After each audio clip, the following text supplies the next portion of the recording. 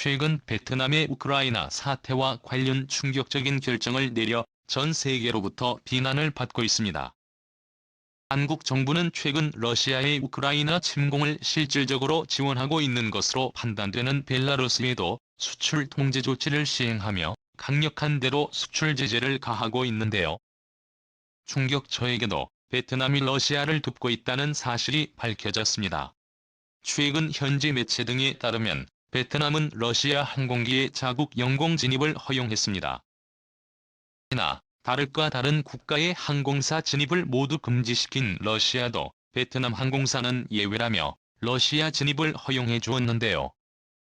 더욱 충격적인 것은 지난 2월 당민코의 주러시아 베트남 대에서는 안드레이 야스킨 러시아 상원의원 콘스탄틴 코서체프 상원의원 등의 러시아 고위급 인사를 두루 만나 경제와 관광 인적 교류 협력 방안을 논의한 것으로 알려졌습니다. 현재 전 세계 모든 국가들의 제3차 대전을 일으키고 있나요? 러시아를 규탄하며 경제 제재를 가해 우크라이나를 위기로부터 구해주려 하고 있는데 베트남은 그 반대로 러시아의 전쟁 자금을 대주고 있는 것입니다. 베트남과 러시아는 특별한 역사 관계를 가지고 있습니다. 베트남 전쟁 당시에 베트남을 통일시킨 북베트남은 소련의 대대적인 지원을 받았습니다. 베트남의 국부인 호치민 전 베트남 주석도 소련과 깊은 인연이 있죠.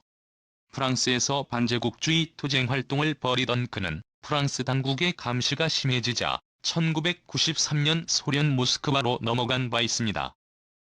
그는 모스크바 코민테란 학교에서 공산주의 혁명 사상을 익히며 공산당 동아시아 담당 상임위원으로 활동했습니다.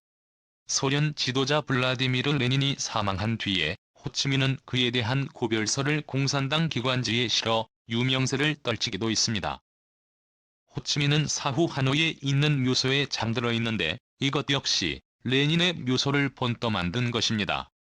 방북철이 되어 있는 호치민의 시신은 정기적으로 러시아 전문가의 손길을 받아 관리되고 있습니다. 베트남의 국부 호치민의 일생만 보더라도 베트남과 러시아가 얼마나 끈끈한 관계인지 알 수 있습니다.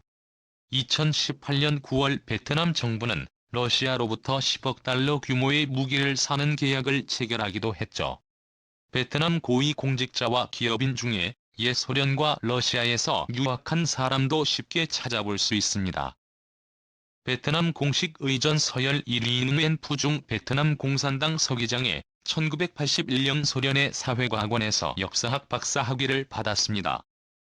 베트남의 삼성으로 불리는 핑그룹 창업자 밤러버 회장 역시 러시아와 때려야 뗄 수 없는 인연을 가지고 있습니다. 1968년 베트남 하이봉에서 출생한 균을 소련 국비 장학생으로 선발돼 모스크바 지질 탐사연구소에서 공부했습니다.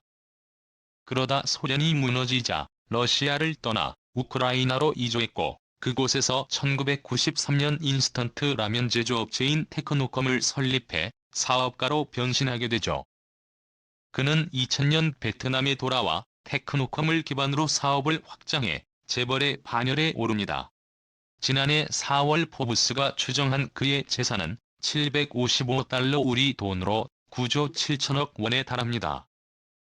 1년간 빈그룹 주가가 많이 올랐기 때문에 지금 추산한 그의 재산은 10조 원이 훌쩍 넘어갈 것입니다. 정리하자면 베트남의 의전 서열 1위와 부자 서열 1위가 모두 소련에서 유학한 경험이 있는 것입니다. 너무나도 충격적이죠. 자, 그런데 베트남의 충격적인 행동은 이뿐만이 아니었습니다. 파룬 베트남 총리는 한국 기업들이 베트남에 오면 막대한 혜택을 주겠다며 제발 베트남에서 투자를 늘려달라고 애원했습니다. 그러면서 베트남에서 사업을 하는 동안 발생하는 모든 문제를 베트남 정부가 적극적으로 해결해 주겠다고 약속했지만 완전히 거짓말이었습니다. 베트남 정부의 약속을 믿고 베트남에 막대한 투자를 한 한국의 중소기업들의 뒤통수를 제대로 맞았습니다. 베트남에 진출한 한국 기업 여러 곳에서 동시다발적으로 베트남 현지인 근로자들의 임금 인상 및 처우 개선을 요구하며 파업을 벌였습니다. 현지 매체인 유엔익스프레스에 따르면 중부 응해안 성빈에 위치한 전기의 부품업체인 한국의 이사의 근로자들은 이틀 전 임금 인상을 요구하며 파업에 나섰습니다. 그래서 충격적인 점은 베트남에서 가장 많은 임금을 지불하고 있는 곳이 바로 한국 기업들이기 때문입니다. 빈지역의 최저임금은 월 340만 도, 우리 돈으로 17만 8천 원인데 파업을 맞은 한국의 중소기업은 이들에게 최저임금보다 무려 3배나 높은 990만 동을 지급하고 있었습니다. 결국 삼성이 베트남의 칼을 빼들었습니다. 베트남 경제의 3분의 1을 담당해오며 코로나 때에도 전 세계에서 홀로 플러스 경제 성장률을 기록할 수 있도록 견인해온 삼성의 베트남에 있는 스마트폰 생산 라인을 한국에 구미로 옮겨버렸습니다. 이에 삼성을 따라 베트남에 진출했던 수많은 한국 기업들도 빠른 시일 내에 베트남에서 투자를 완전히 철수할 것이란 관측이 나오고 있는데요. 한국이 베트남 대신 과테말라를 선택해 대규모 투자를 단행하자 과테말라 국민들의 한국 덕분에 기적이 일어나고 있다고 환호하는 반면 베트남은 제발 돌아와달라며 울고 있는 놀라운 상황이 만들어졌습니다.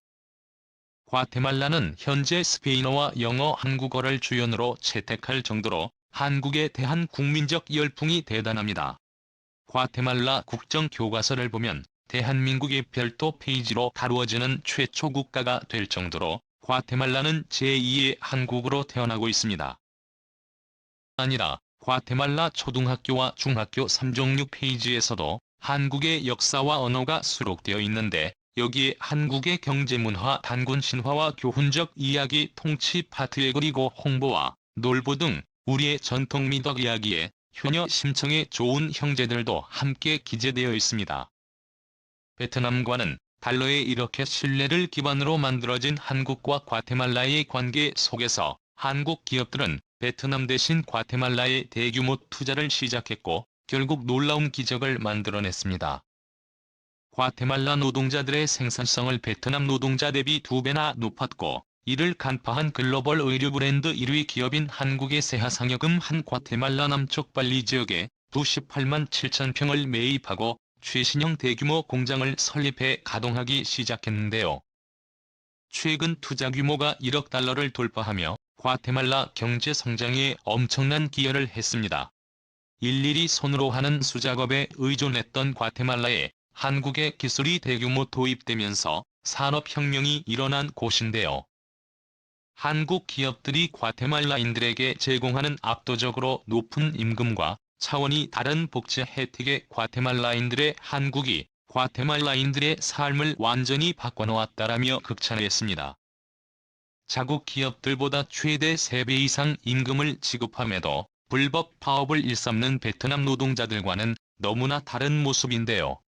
30년이라는 긴 세월 동안 내전에 시달리며 극심한 빈곤에 처했던 과테말라가 1991년부터 시작된 한국의 무상원조 덕분에 GDP가 급격하게 성장하더니 지금은 온두라스, 니카라과 등의 중미 국가들보다 압도적으로 높은 경제 성장률을 달성했습니다. 1인당 과테말라의 GDP는 4,600달러를 돌파하며 온두라스의 2배, 니카라과의 3배에 육박하고 있습니다. 이에 과테말라인들은 한국이 이룩한 한강의 기적이 과테말라에서 일어나고 있다. 라며 한국 덕분에 과테말라 가기적 같은 경제 성장을 만들고 있다고 기뻐했습니다. 이뿐만이 아닙니다. 최고라 불리는 한국의 치안관리 능력까지 과테말라에 전수해 주었습니다.